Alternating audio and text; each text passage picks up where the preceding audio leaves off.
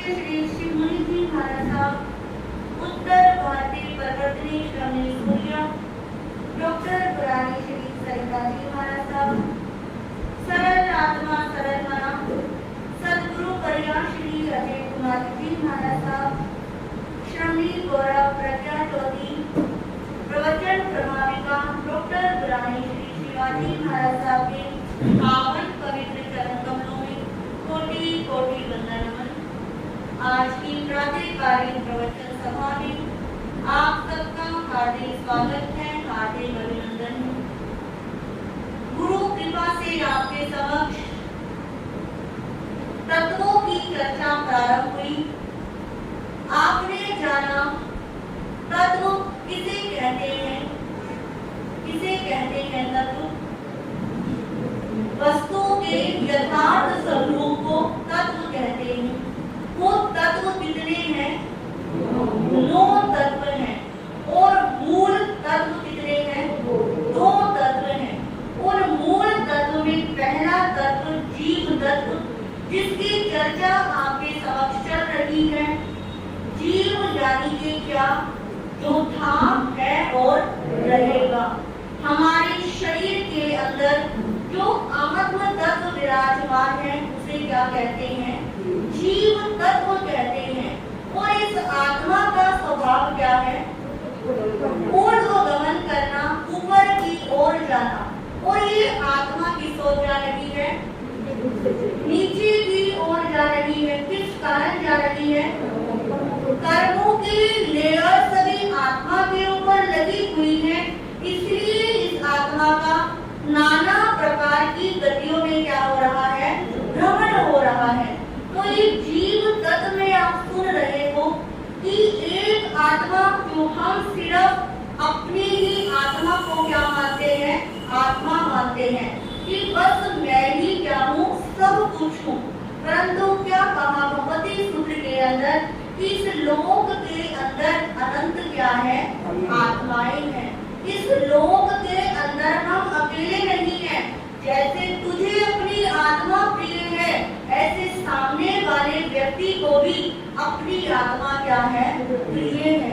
कल आपने जाना था कि वो इस संसार के अंदर, इस लोक के अंदर रस और स्थावर के रूप में क्या है? आत्मा विराजमान है। रस जीव किसे कहते हैं?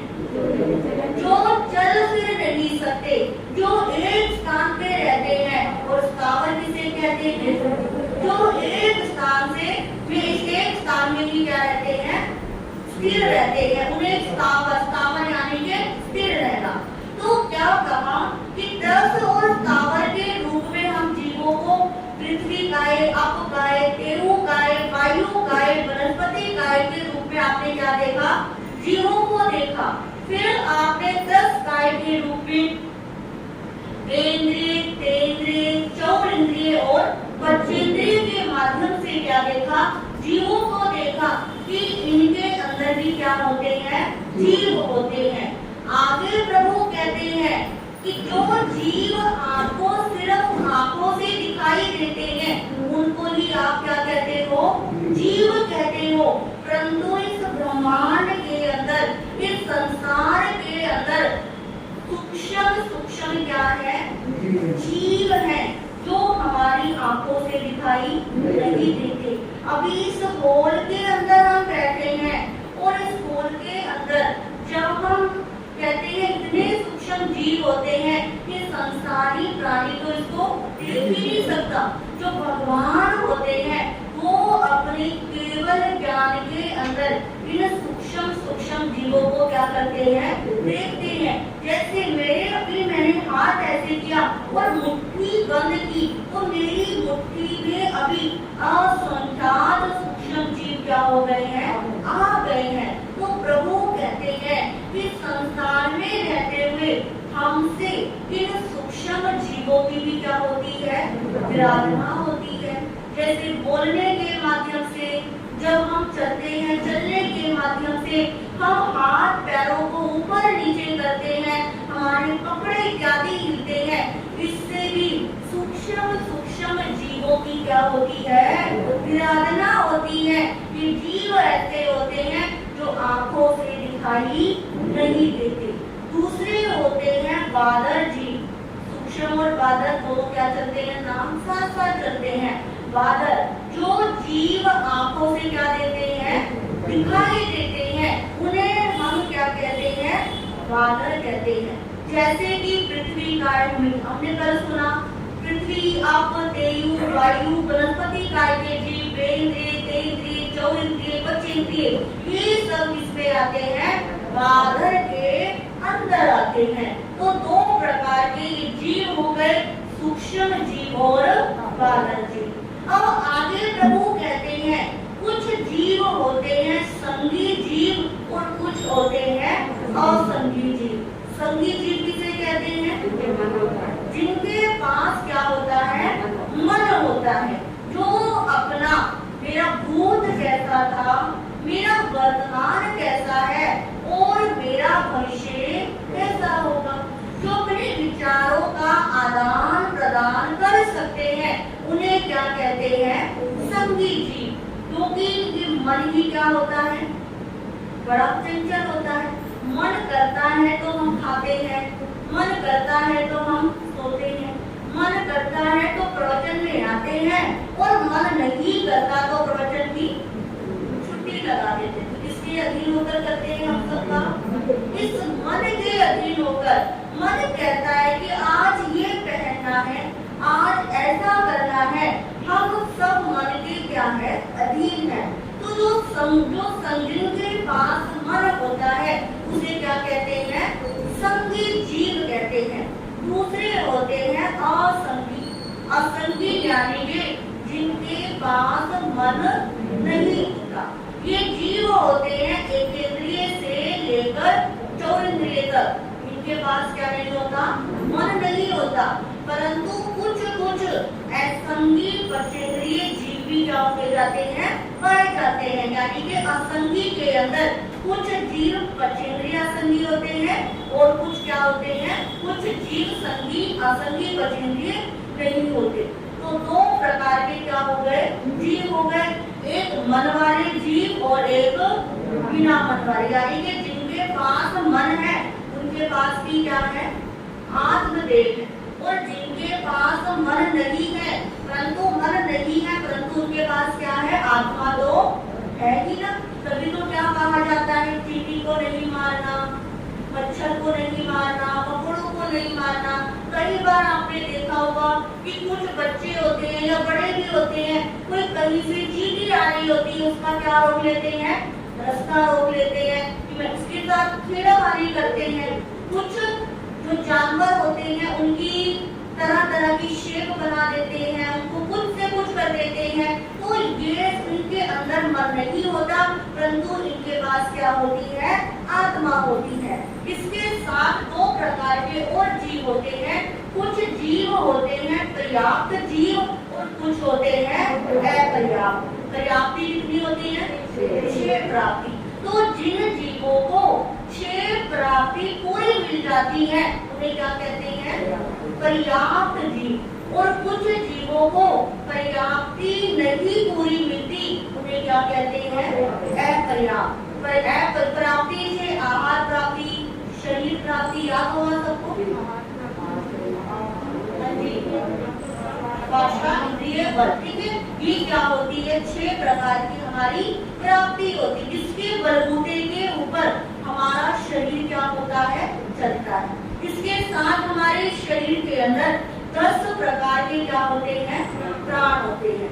क्योंकि प्राण नहीं होते तो हम क्या नहीं कर सकते, चल नहीं सकते। परंतु आम बोलचाल की भाषा में जब कोई व्यक्ति मर जाता है तो उसे क्या कहते हैं, इसके प्राण निकल गए।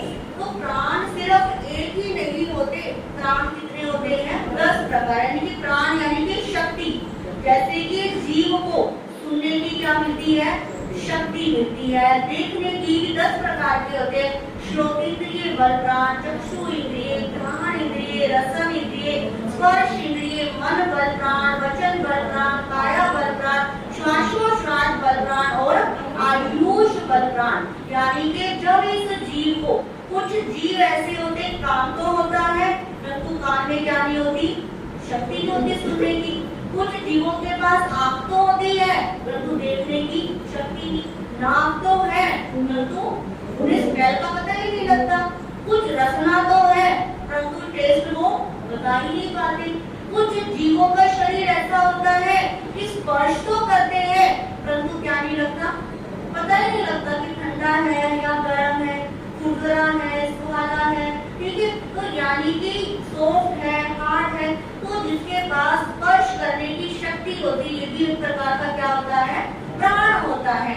फिर है मन बल प्राण, कि मन के सहारे ही हम चलते हैं, वचन के सहारे हम अपनी बातों को क्या कहते हैं, एक दूसरे तक पहुंचाते हैं, और काया के माध्यम से क्या करते हैं, हम चलते हैं। और श्वासोश्वास यानी कि श्वास लेना और छोड़ना, कोई भी व्यक्ति एक क्रिया नहीं कर सकता। हम कहीं श्वास लेना ही लेना है तो ले सकते हो, छोड़ना ही छोड़ना है तो छोड़ ही नहीं सकते। तो ये दोनों क्रिया क्या चलती है, साथ साथ चलती है। और 10वां प्राण कौन सा है, आयुष बल प्राण, कि जब तक इन सबके साथ आयुष रूपी धागा है तब तक ये चीजें क्या होती रहती है, शरीर चलती रहती है। और जैसे ही आयुष रूपी धागा टूटा और सब चीजें क्या हो जाती है, शरीर में हो जाती है। पर आज के समय में 10 प्राण तो शास्त्रों में बताए हैं परंतु 11वां प्राण एक और ऐड हो गया जो सबको बहुत ज्यादा प्रिय है।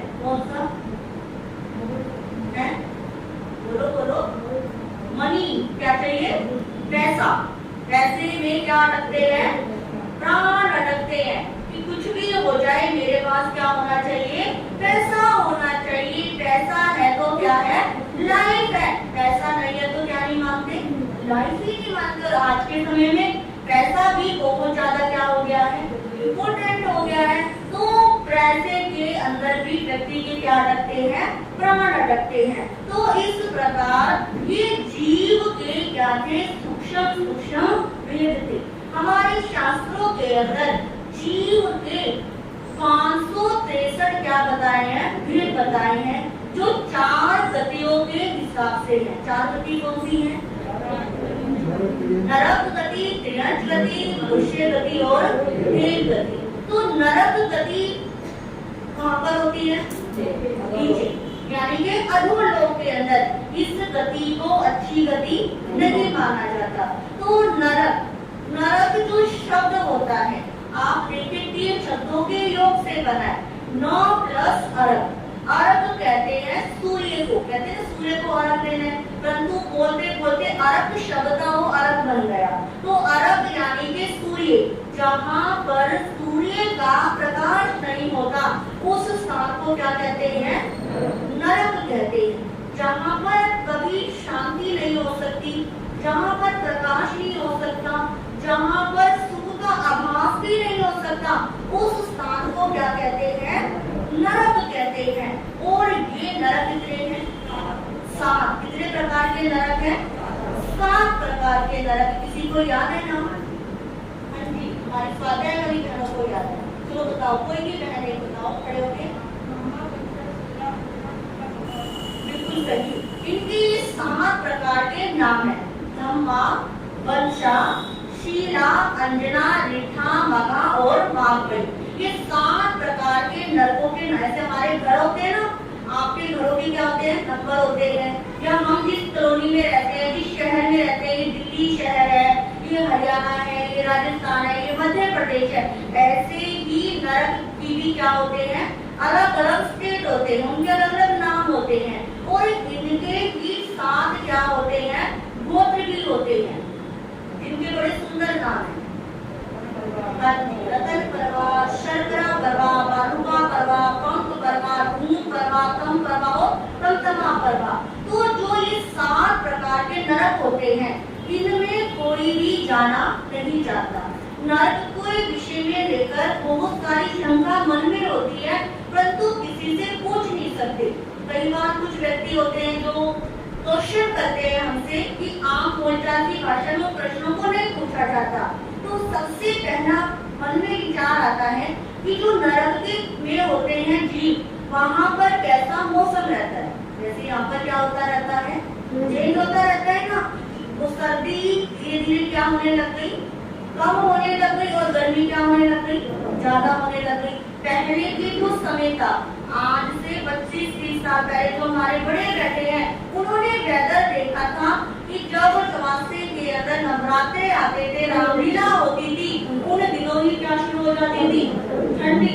और आज के समय में दिवाली भी आ जाए, चौमासा भी उठ जाए, तब भी क्या नहीं आती, सर्दी नहीं आती। क्योंकि समय का क्या है, प्रभाव है कि गर्मी क्या हो रही है, बढ़ रही है, और सर्दी क्या हो रही है, घट हो रही है। तो जो नरक के अंदर 7 नरक है, उसके अंदर पहली, दूसरी, तीसरी, चौथी और आधी 5वीं नरक के अंदर भयानक क्या होती है, गर्मी होती है। इतनी गर्मी की हम जो यहाँ पर अभी हमें गर्मी लगती है ना, वो ऐसी गर्मी तो नरक के जीवों को वो सादा पहुंचाती है। कहते हैं एक मेरू पर्वत जितना क्या है, पहाड़ है, वो पहाड़ जितना एक गोला नरक में क्या कर दिया जाए, पहली, दूसरी, तीसरी, चौथी, आधी 5वीं नरक में गर्मी, बड़े बड़े आग का क्या कर, गर्मी का यानी कि वहाँ पे गर्मी होती है तो बर्फ का क्या कर दिया, डाल दिया जाए। और जैसे ही वो नीचे वहां तक जीवों तक पहुँचती है तो बर्फ का गोला क्या हो जाता है, पिघल जाता है, क्योंकि वहाँ पर उतनी क्या होती है, गर्मी होती है। और ठंड कहाँ पर होती है, आधी 5वीं नरक में, 6ठी नरक में और 7वीं नरक में। इतनी ठंड होती है, इतनी ठंड होती है कि वहाँ पर मेरू पर्वत इतना एक आग का गोला डाल दिया जाए तो वो भी क्या हो जाता है, नीचे आते आते जम जाता है। तो नरक के अंदर इतनी ठंड होती है, या तो वो जीव ठंड से ही कांपते रहते हैं, या वो गर्मी में क्या होते रहते हैं, कहाते रहते हैं। हम तो कितने पुण्यशाली हैं, अपने अनुकूल क्या करते हैं, वेदर रखते हैं ना।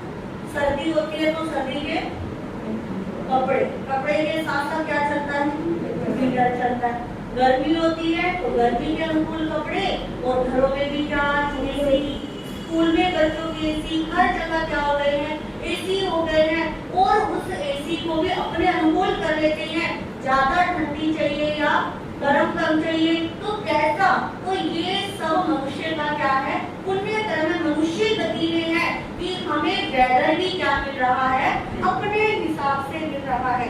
दूसरी बात कहते हैं नरक गति के अंदर कैसी स्मेल होती है। अभी हम भरत क्षेत्र के अंदर है, भारत क्षेत्र है, यहाँ पर यहाँ की जो सुगंध है वो कैसी है, अच्छी सुगंध है। आप किसी मंदिर के पास से निकलते हो तो क्या लगती है, शांति। अभी आप स्थानक में आते हो तो क्या लगती है आपको, शांति। आप पार्क में जाते हो, वहाँ पर वनस्पति, पेड़ पौधे होते हैं, उनकी वाइब्स आपको क्या लगती है, अच्छी लगती है। कि हमारे भारत देश का वातावरण क्या है, जो स्मेल है वो तपस्वी संतों ने, साधकों ने इतनी उसको एनर्जेटिक किया गया है कि यहाँ पर बाहर गलियों में क्या नहीं आती, कोई किसी प्रकार की दुर्गंध नहीं आती, सब कुछ सुगंध में ही चलता है। तो कहते हैं नरक के अंदर इतनी गंदी स्मेल आती है कि बकरी, हाथी, गधा, घोड़ा, इनका जो मरा हुआ क्या होता है शरीर, आप देखो कहीं चूहा भी मरा हुआ होता है तो क्या होती है, स्मेल आती है। अब वो इतने बड़े बड़े जानवर जब मरे जाते हैं, वो सारे जानवर उनको एक कमरे में इकट्ठा रख दो, कितनी गंदी स्मेल हो जाएगी। तो कहते हैं उससे भी अनंत गुना स्मेल वहाँ पे हर समय क्या होती रहती है, आती रहती है। और वो नारकी जीव उसी स्मेल में क्या होते हैं, रहते हैं, उनको लगता ही नहीं है कि क्या आ रही है, स्मेल आ रही है। अगली बात कहते हैं नरक के जीव होते हैं, उनको आहार कैसा मिलता है। आज भारत क्षेत्र में आहार की क्या नहीं है, वैल्यू नहीं है। लोग जितना खाते नहीं उतना क्या करते हैं, वेस्ट करते हैं, इधर उधर फेंकते हैं, झूठ छोड़ते हुए एक बार भी सोचते नहीं है। जब नरक गति में जाते हैं तो वहाँ पर इन जानवरों का मांस परोस परोस कर क्या करा जाता है, खिलाया जाता है। क्या कितनी गंदी क्या होती है वहाँ पर, दुर्दशा होती है। और फिर कहते हैं जब ज्यादा भूख प्यास लगती है, कोई नारकी जीव चिल्लाता है कि मुझे भूख लगी है, तो उसके ही शरीर को क्या कर देते हैं, काट काट के उसको ही क्या कर दिया जाता है, खिला दिया जाता है। उसको प्यास लगती है तो क्या करते हैं, उसके शरीर का रक्त निकाल के वो गर्म करके क्या कर दिया जाता है, वहां पर मिला दिया जाता है। तो नरक के अंदर ऐसी ऐसी क्या होती है, महाभयंकर वेदना होती है। एक प्रश्न आ रहा होगा कि अभी आने वाली 24 के अंदर हमारे तीर्थंकर परमात्मा नरक से आकर क्या बनेंगे, तीर्थंकर बनेगी। तो जो तीर्थंकर बनने वाली आत्मा होती है वो सिर्फ तीसरी नरक तक ही क्या करती है, रहते, तीसरी नरक से आगे वो नहीं जा सकती। और इसके साथ कहा जाता है कि जब उनका आयुष पूरा होने वाला होता है उससे 6 महीने पहले जो देवता होते हैं वो नरक में आके परपोटा बांध देते हैं कि कोई नारकी जीव उनको कष्ट ना पहुंचा सके। तो ये तीर्थंकर बनने वाली आत्मा का क्या होता है, पुण्य होता है, कुछ कर्म ऐसा किया हुआ होता है जिसके कारण उनको क्या भोगना पड़ता है, नरक भोगना पड़ता है। तो नरक के अंदर स्त्री पुरुष मनुष्य सब गति के क्या जाते हैं, जीव जाते हैं। तो कहते हैं कि जो नरक में जाने के आपने भी सबने 4 कारण क्या किए होंगे, याद किए होंगे, किसी को याद है?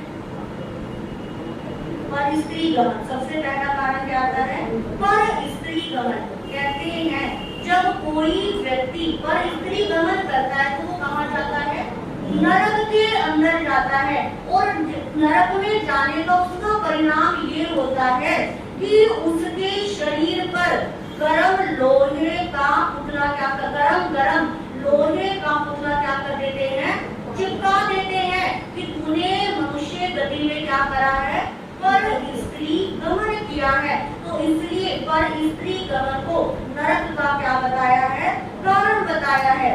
मांस खाने को क्या बताया है, नरक का कारण बताया है कि जब कोई व्यक्ति मांस खाता है तो कहते हैं नरक के अंदर उसके अपने ही शरीर के छोटे छोटे बारीक बारीक टुकड़े करके क्या कर दिए जाते हैं, खिला दिए जाते हैं। और जब शराब कोई पीता है तो शराब जब पीता है तो नरक गति के अंदर गरम गरम लोहा, क्या गरम गरम लोहा करके उसको क्या कर दिया जाता है, पिला दिया जाता है।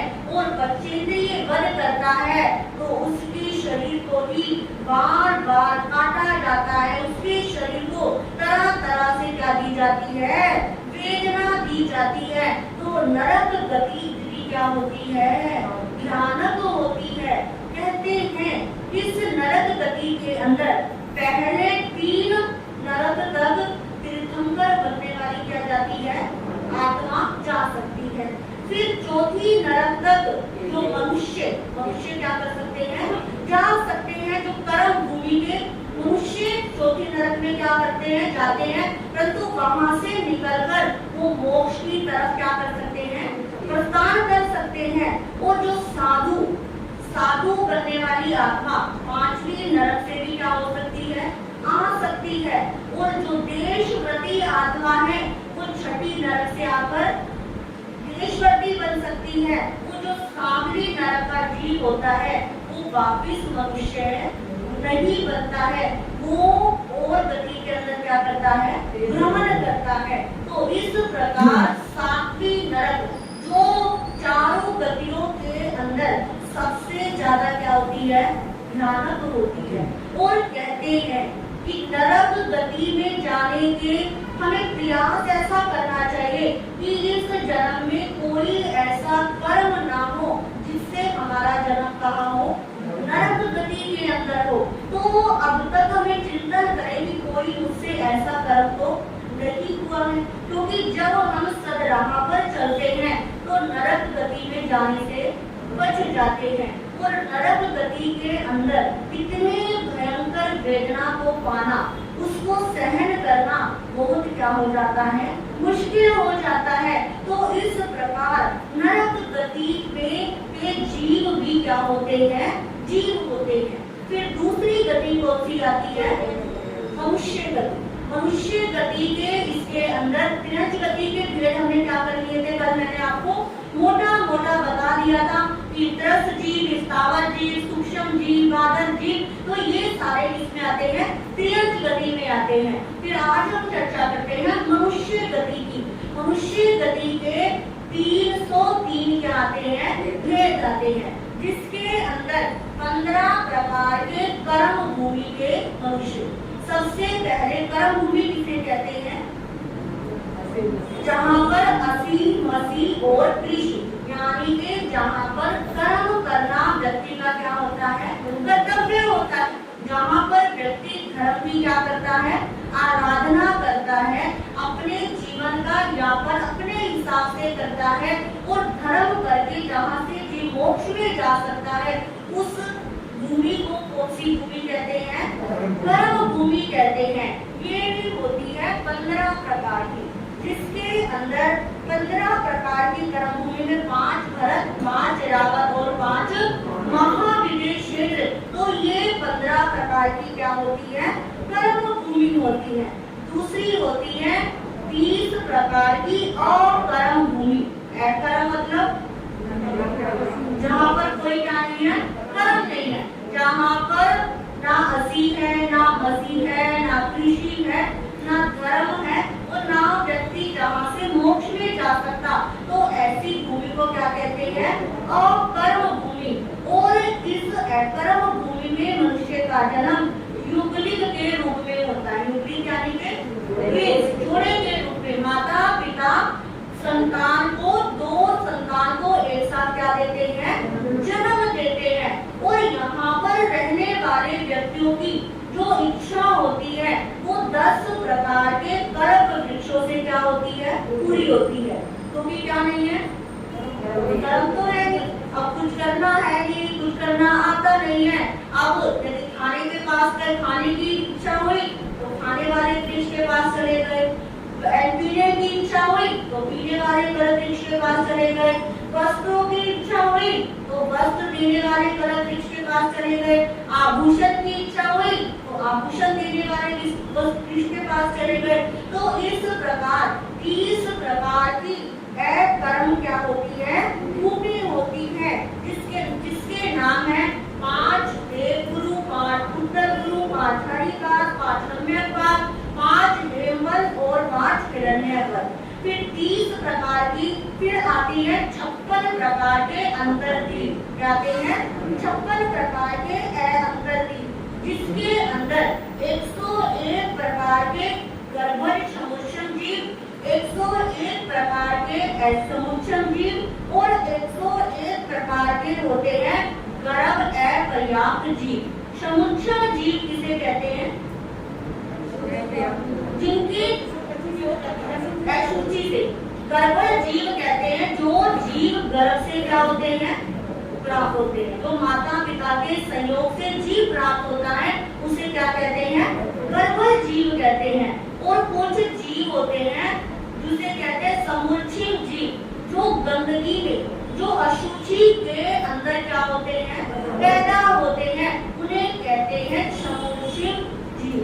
तो ये कहते हैं हमारे मनुष्य के शरीर से ही क्या निकलती है, गंदगी निकलती है, और हमारे शरीर से 14 प्रकार से क्या निकलती है, गंदगी निकलती है। और जिस गंदगी को कहीं पर भी कर देते हैं तो अनंत अनंत जीव क्या हो जाते हैं, पैदा हो जाते हैं। कई बार आपने देखा होगा गाय का गोबर होता है या भैंस का गोबर होता है, वो ऐसे राउंड शेप में होता है, उसे ध्यान से देखना, उस गोबर के अंदर आपको छोटे छोटे अनंत अनंत जीव क्या होते हैं, दिखाई देते हैं। और कहते हैं अंतर मुहूर्त के अंदर वो जीव अनंत बार अपना जन्म और मरण क्या कर लेते हैं, संपन्न कर लेते हैं।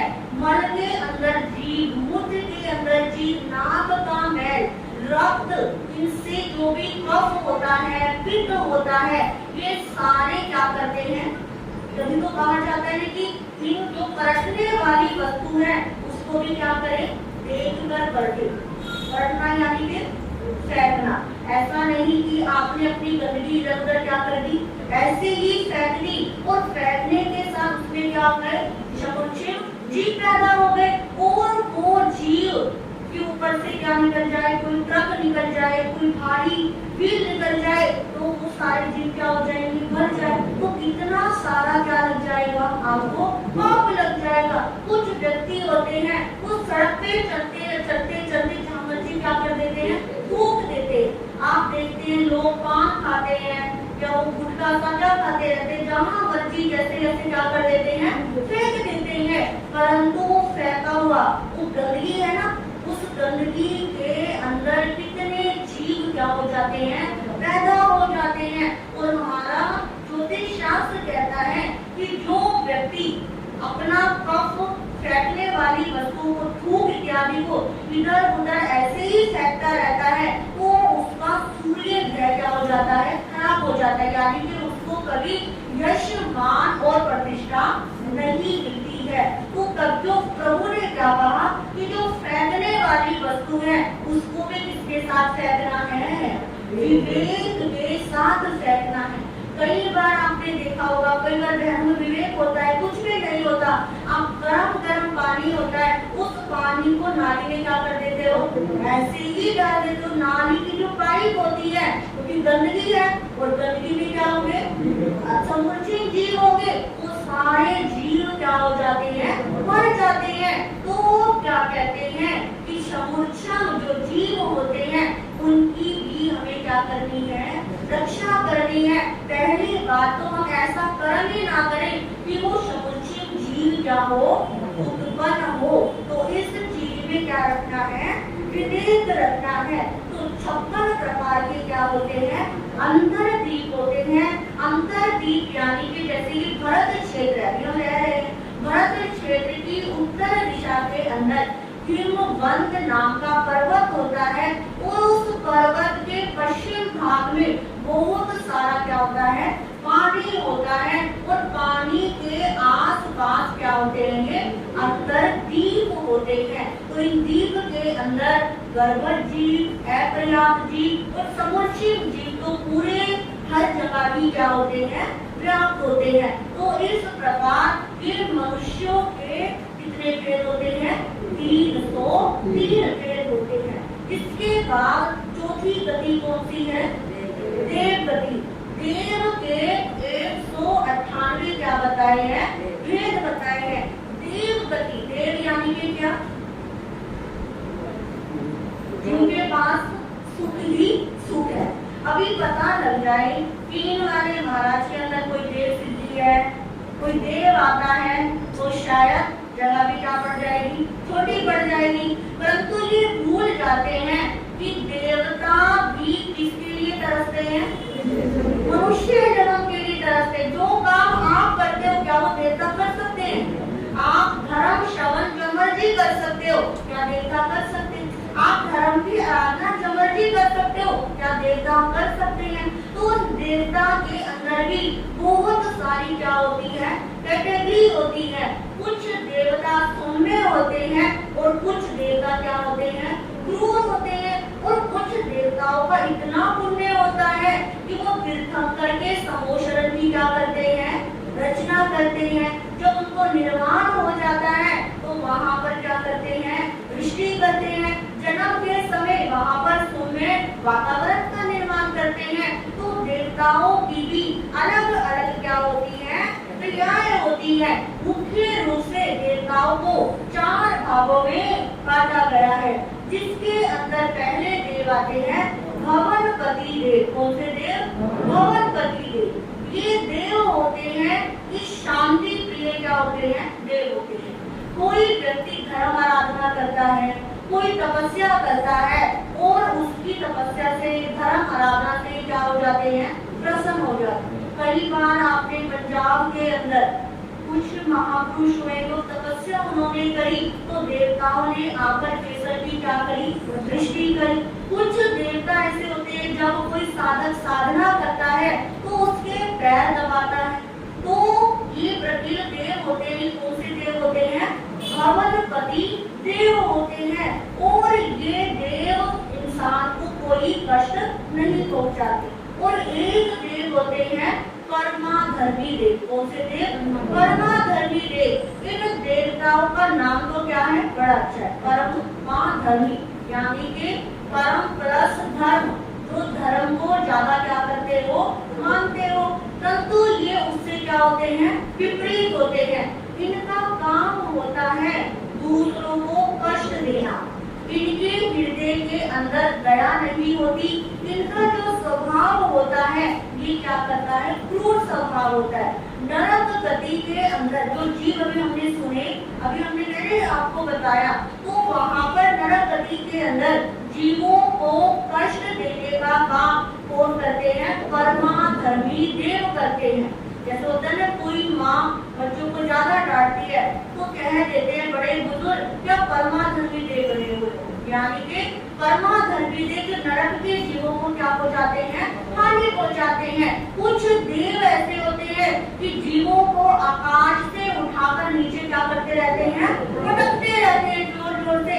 कुछ जीव ऐसे होते हैं कि नारकी जीवों के शरीर को क्या करते रहते हैं, छेदते रहते हैं, घेरते रहते हैं, काटते रहते हैं।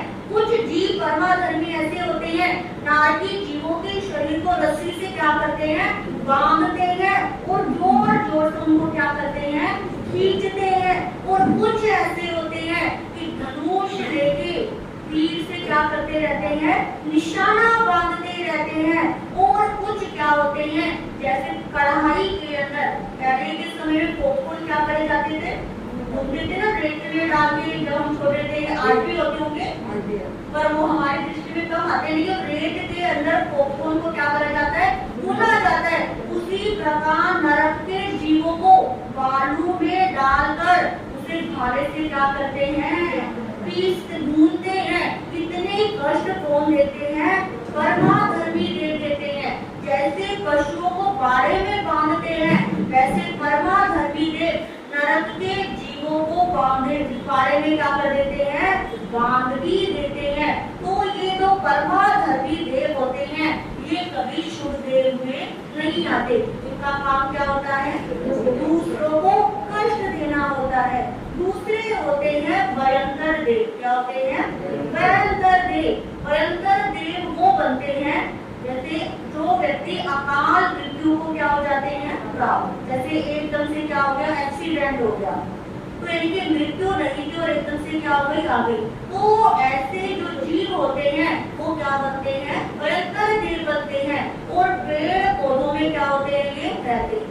कहते हैं ना कि पेड़ पौधों में रात के समय, खुले के समय में ज्यादा किसी पेड़ के नीचे क्या नहीं होना चाहिए, बैठना नहीं चाहिए, पेड़ों से थोड़ा सा दूर रह के चलना चाहिए, क्योंकि वहां पर भयंकर देवों का क्या होता है, वास होता है। जिसको हम स्वीकार करते हैं पिशाच के नाम से, भूत के नाम से, यक्ष, राक्षस, किन्नर, किंपुरुष, ये किसमें आते हैं, सब भयंकर देवों के अंदर आते हैं। और दूसरे होते हैं बाण भयंकर देव। ये बाण भयंकर देव क्या होते हैं, शुभ होते हैं। जब तीर्थंकर परमात्मा दीक्षा लेते हैं, दीक्षा से पूर्व ये क्या करते हैं, धन के भंडार को क्या कर देते हैं, भर देते हैं। और तीर्थंकरों को प्रेरणा देते हैं, आप क्या करो, वर्षी दान करो। तो धन के भंडार को भरने वाले होते हैं बाण भयंकर देव। तीसरे प्रकार के देव होते हैं ज्योतिषी देव। कौन से देव, ज्योतिषी देव, जिसके अंदर हम स्वीकार करते हैं सूर्य ग्रह, सूर्य चंद्र ग्रह, नक्षत्र और तारा। ये हमको क्या बोलते हैं, दिखाई देते हैं ना, कि सूर्य तो फिर भी रहता है, परंतु ये तो क्या है, दिन और रात का क्या हो जाता है, एक तरीका है। इसलिए वैसे देखो तो रात के समय भी सूर्य और चांद क्या होते हैं, आमने सामने होते हैं, परंतु रात को चंद्रमा की लाइट ज्यादा हो जाती है, इसलिए सूर्य क्या हो जाता है, दिखना बंद हो जाता है। और दिन में चंद्रमा सूर्य क्या हो जाता है, प्रभावशाली हो जाता है, और चंद्रमा क्या हो जाता है, हीन हो जाता है। तो सूर्य ग्रह, चंद्र ग्रह, नक्षत्र और तारे ये भी इसमें आते हैं, देवताओं के अंदर आते हैं। फिर अगले होते हैं वैमानिक देव। वैमानिक देव होते हैं, ये ऊंची जाति के क्या होते हैं, देव होते हैं। ये देवलोक के अंदर पांचवें देवलोक से ऊपर क्या होते हैं, वे रहते हैं। जब तीर्थंकर परमात्मा कोई निर्वाण को प्राप्त होते हैं तो वैमानिक देव वहां पर क्या होते हैं, आते हैं और उनके शरीर की क्या करते हैं, अंत्येष्टि करते हैं तो ऐसा शुभ काम करने का सौभाग्य वैमानिक देवों को मिलता है। तो इस प्रकार चारों गतियों के आधार पर नरक गति के अंदर कैसे जीव होते हैं, त्रियंच गति में कैसे जीव होते हैं, मनुष्य गति में कैसे जीव और देव गति के अंदर कैसे कैसे क्या होते हैं, जीव होते हैं। और ये सब जीव किसके आधार पर बनते हैं, कर्मों के आधार पर बनते हैं। तो अब आपने पूरे स्वरूप को क्या करा, जान लिया, सुन लिया। तो अब आप अपना कर्म कैसा करोगे, क्या नरक गति में जाना पसंद करोगे, क्या त्रियंच बनना पसंद करोगे। और देव में भी देखो, कहने को तो क्या लगता है ये देव है, ये देव गति जाना अच्छा है, परंतु देवता भी क्या सुखी है, क्या देवताओं को भी सब सुख सुविधा संपन्न है, वहाँ पर भी क्या नहीं है, धर्म नहीं है। तो ये जीव तत्व ने हमें क्या प्रेरणा दी कि हे मानव, तू धर्म को श्रवण कर, तू अपने आत्म देव पर क्या कर, चिंतन कर, तुझे इन गतियों से लेना देना नहीं है। इस जीवन में ये नहीं कहा कि तुम ऐसे कर्म करो इस देवलोक में जाओ, तुम ऐसे कर्म करो ऐसे मनुष्य बनो। प्रभु ने सिर्फ इतनी सिंपल बात कही कि तुझे किसी से लेना देना नहीं है, बस तू अपने आप का अपने आप से क्या कर ले, परिचय कर ले। और जिस दिन ये परिचय हो जाएगा उस दिन तू जन्म और मरण की परंपरा से क्या हो जाएगा, ऊपर उठ जाएगा। तो इन गतियों से हमारा लेना देना कुछ नहीं है। तो मनुष्य गति सिर्फ हमारे लिए क्या है, एक माध्यम बने, परंतु इसको माध्यम ना मानकर हमने क्या बना बैठा, हम यहाँ पर फिक्स हो गए कि बस मुझे तो क्या मिल गया, राज मिल गया। परंतु प्रभु कहते हैं ऐसा नहीं करना, हमें क्या करना है, चिंतन करना है। दो शब्द होते हैं, एक होता है चिंता और एक होता है चिता। चिंता क्या करी जाती है, जलाई जाती है, और चिंता क्या करती है, इंसान को जलाती है। परंतु कहते हैं ना हमें चिंता करनी है, ना हमें चिता पर जाना है, हमें चिंतन करना है। हमें क्या करना है, चिंतन करना है। चिंतन किस बात का करना है, मैं कहाँ से आया हूँ और मैं कहाँ पर जाऊंगा, मेरा जन्म किस लिए हुआ है और मैं क्या कर रहा हूँ, क्या मेरा इस मनुष्य जन्म को लेना सफल हुआ, क्या मैं अपनी आत्मा की आवाज सुनने लगा हूँ, क्या मेरे आत्मा के ऊपर लगे हुए एक एक कर्म हल्के होने लगे हैं। अब मुझे इस आत्मा को और भारी नहीं करना है, क्योंकि कहते हैं कि शरीर कैसा है। आपने छोटी सी कहानी याद आ रही है, दृष्टांत कि श्री कृष्ण जी ने जब महाभारत का युद्ध समाप्त हो गया था तो उनके पास युधिष्ठिर इत्यादि आए कि हम तीर्थों का स्नान करने जा रहे हैं, आपने हमारा साथ दिया है, आप भी क्या चलो हमारे साथ तीर्थ स्नान करने चलो।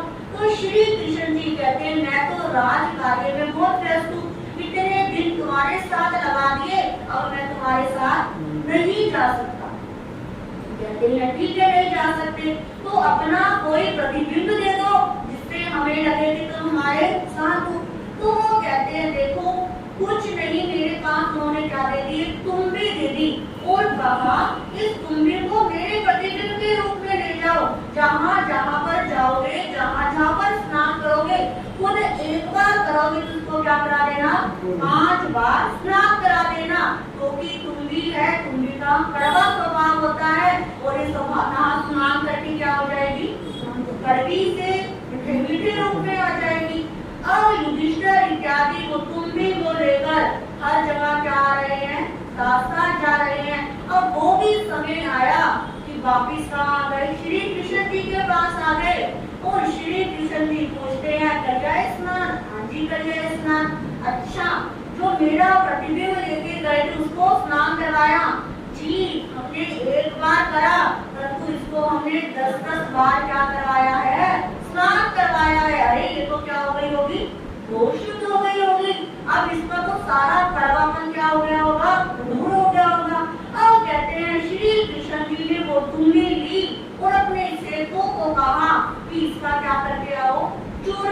कर ले करो कि अभी क्या हो गई, प्रसाद हो गई ना, तो बीच में क्या करा है, स्नान करके आई है। अब कहते हैं श्री कृष्ण जी के पास वो तुम भी चूरन के रूप में आ गई और सबसे पहले उनको क्या करा, युधिष्ठिर को कहा कि लो प्रसाद को क्या करो, स्वीकार करो। अब वो कहते हैं अरे हम तो क्या करके आए हैं, स्नान करके आए हैं, हमें जरूरत नहीं है, ये प्रसाद तो आप ही ग्रहण करो।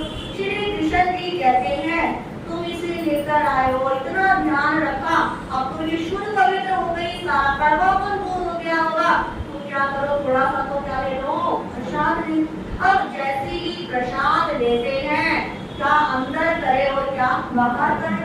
अब श्री कृष्ण जी उनका क्या देख रहे हैं, चेहरा देख रहे हैं और कह रहे खाओ खाओ, क्यों नहीं खा रहे, अरे तुमने उसको क्या करवाया है, स्नान करवाया है, इसको पवित्र करा है, इसकी तो कड़वाहट सब क्या हो गई होगी, अब दूर हो गई होगी। अब वो कहता है नहीं, ये तो क्या है, अभी तक कड़वी है। तो श्री कृष्ण जी ने उन्हें कहा कि जिस प्रकार इस तुम्बी को सिर्फ स्नान कराने से इसका कड़वापन दूर नहीं हुआ, वैसे ही सिर्फ धर्म आराधना करने से, वैसे समाहित करने से, वैसे स्थानक में आने से कर्मों की लेयर नहीं हटेगी। लेयर हटाने के लिए क्या करना होगा, प्रयास करना होगा, चिंतन करना होगा कि मैं कर्म इसके लिए बांधू, क्यों बांधू और कब तक मैं बांधता रहूंगा, कब तक ये जन्म मरण मेरा चलता रहेगा। अब मुझे इस जन्म मरण से क्या होना है, मुक्त होना है। कि चिंतन की धारा सिर्फ अभी सुन रहे हो, अभी नहीं कि आपने आज सुन लिया, आज आपको सोच लोगे, कल सोच लोगे, नहीं, परमानेंटली इसको क्या करोगे, चिंतन में लेकर आओगे, तभी कर्मों से क्या हो सकते हो, मुक्त हो सकते हो। तो जीव तत्व को इतना विस्तार से समझाने का यही तात्पर्य था कि आपका अपने आत्म तत्व से क्या हो, परिचय हो। जीव तत्व, हम बाहर की वस्तुओं में जीव को खोजते हैं, परंतु पहले स्वयं अपने भीतर रहे हुए इस जीव तत्व से क्या कर ले, थोड़ा सा परिचय कर ले, इससे दोस्ती कर ले, इससे फ्रेंडशिप कर ले, तो बाहर की फ्रेंडशिप की कोई जरूरत होगी ही नहीं, बाहर कुछ ढूंढने की आवश्यकता बचेगी ही नहीं, भीतर ही क्या आने लगेगा, आनंद आने लगेगा। तो गुरु कृपा से आज आपके समक्ष जीव तत्व वैसे बोलने को तो जितना मर्जी, ये लगता है कि 4 महीने ओनली जीव तत्व के ऊपर भी बोलूंगी तो बहुत छोटा पड़ जाएगा। हमारे छोटे महाराज जी कहते दीदी आपको जीवन को खत्म ही नहीं कर रहे, कितना लंबा लेके जाओगे। तो मैंने कहा कि तो इतना विस्तार है कि खत्म करना यदि चाहूँ तो रोज ही क्या कर सकते हैं, बोल सकते हैं, परंतु ज्यादा बोर हो जाओगे। तो इस जीव तत्व को जितना आपने सुना है, जो आपको मुख्य रूप में सुनाने का प्रयास किया है, इसको समझना और चिंतन करना। अब आगे आपके समक्ष दूसरा तत्व कौन सा है, अजीव तत्व। अजीव तत्व से हम कैसे बच सकते हैं, अजीव तत्व क्या होता है, क्या उसके पर रोकना है, क्या धारणा है, ये आप आओगे और आपको सुनने से बता दिएगा। इन्हीं शब्दों के साथ आज की प्रार्थना को यहीं पर विराम देते हैं। जैसा कि कल मैंने आपको बताया था कि कल हमारे आचार्य भगवान पूज्य श्री आनंद ऋषि जी महाराज साहब की जन्म जयंती है, उसके उपलक्ष्य में समाहित दिवस और एकादशना दिवस हमारे आचार्यों ने समन संघ को इतना दिया है। तो क्या आचार्य भगवान की पावन जन्म जयंती पर छोटी सी समाहित और एक एकादशनों की भेंट नहीं दे सकते? तो कौन कौन भाई बहन का एकादशना करना चाहेंगे, किन किन की भावना है? हाँ जी, अच्छे जैसे हल्का नहीं, अच्छे से हम करेंगे। हाँ जी, बहुत बढ़िया। हमारे भाई भी कुछ भाई खड़ा कर रहे हैं, बहनों में बहुत कम है। हाँ जी, तो जिन्होंने हाथ खड़े करे हैं एक बार अपना नाम लिखा देना, और कल को आपके काशने की व्यवस्था यहीं पर है, ये बस सोचना क्या बनाना पड़ेगा, ठीक है। आप प्रवचन में आओ दो समाज एक्स्ट्रा भी कर सकते हो, करना चाहो या दोबारा आना चाहो वो आपकी इच्छा। तो निकाशने की व्यवस्था यहीं पर रहेगी और हमारे प्रधान जी ने आप सबके निकाशकों का क्या लिया है, लाभ लिया है। आपको सिर्फ क्या करना है, पहले प्रवचन भी सुनना है, प्रवचन में समाइटें करनी है। आप 5 समाइट भी करोगे सुबह तो निकाशने के टाइम तक क्या आ जाएगी, 5 समाइट भी आ जाएगी, निकाशना भी हो जाएगा, ठीक है, स्वाध्याय भी हो जाएगा। तो कल के निकाशनों का लाभ हमारे प्रधान जी ने लिया है और इन्होंने हमारे आचार्य भगवान के दर्शन भी किए हुए हैं। तो कल जो भी भाई बहन अपने आचार्य भगवान के प्रति श्रद्धा भाव रखना चाहता है प्रवचन में किसी विचार के माध्यम से या भजन के माध्यम से, तो अपने नाम मुझे लिखवा देना, ताकि कल का जो समय रहेगा 8:15 से 10 बजे तक, ठीक है, चलेगा सबको। 8:15 से 10 बजे तक अपना घर का काम रहने पहले क्या कर लेना, निपटा लेना। अभी 9:30 बजे घड़ी देखोगे, इसलिए पहले कह दिया कि कल का समय 8:15 से 10 बजे तक का रहेगा। आपको समाइटें भी करनी है और सबको काशने भी, एक बार काशने के नाम यहाँ पर लिखवा लेना।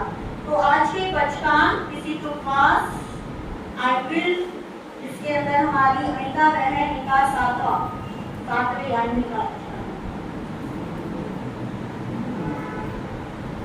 क्या से अनमिल करने वालों को धन्यवाद, आगे बढ़ने वालों को धन्यवाद। आपके क्षेत्र में विकासों की श्रृंखला चल रही है, जिसमें श्रीमती सविता जी जिनका आज 15वें विकास है।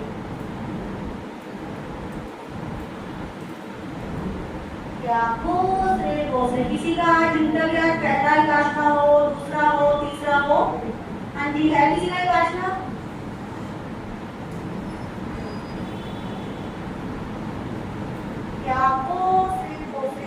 आज का सामूहिक प्रश्न के अंदर जलेबी का त्याग रहेगा और ज्वार की रोटी, ज्वार आजकल चल रही है ना, बड़े टाइप के लिए खाते हैं, तो जलेबी और ज्वार की रोटी का त्याग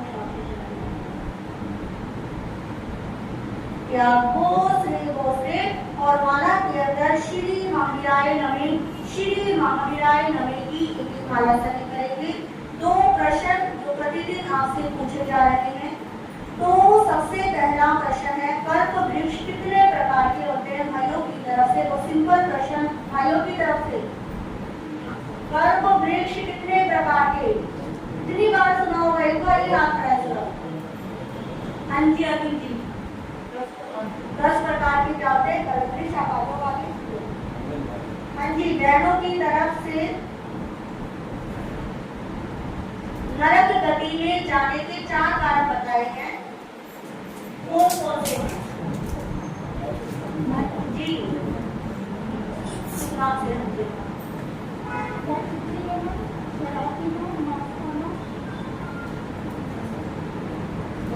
और बच्चे चलो प्लीज बता दिया, ये 75% तो आपने बता दिया, तो अधिकारी को हाँ जी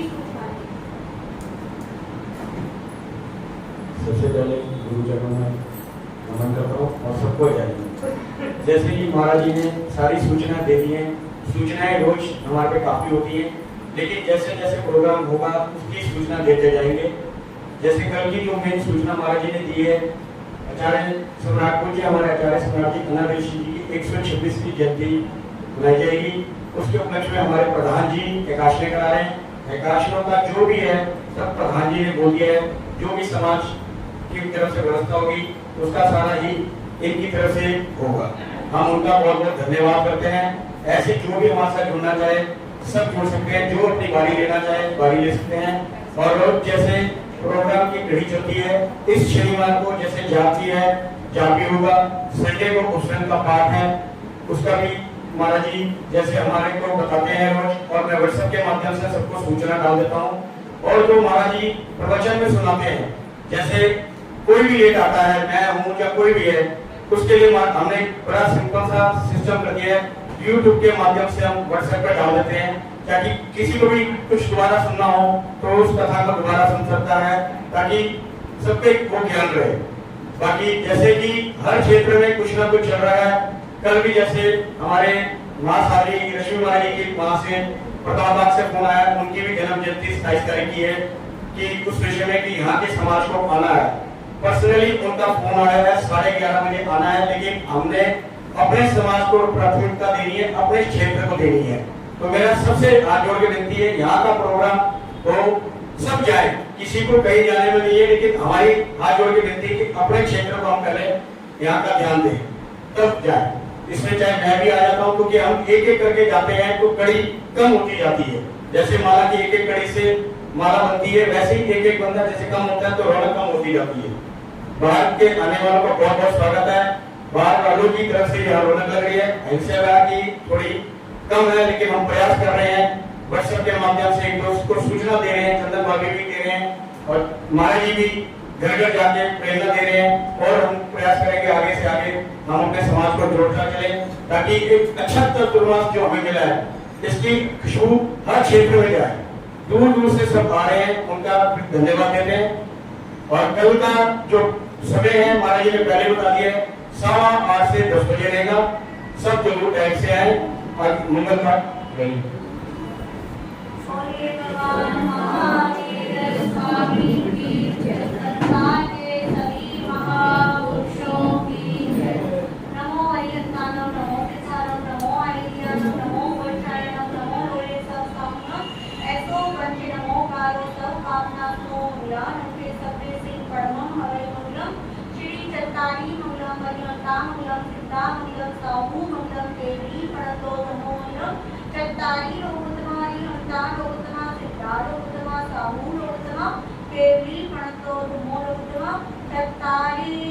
शरणं प्रवक्ष्यामि परिहन्ते शरणं प्रवक्ष्यामि सिद्धे शरणं प्रवक्ष्यामि साहु शरणं प्रवक्ष्यामि केवली पठतं धम्मं शरणं प्रवक्ष्यामि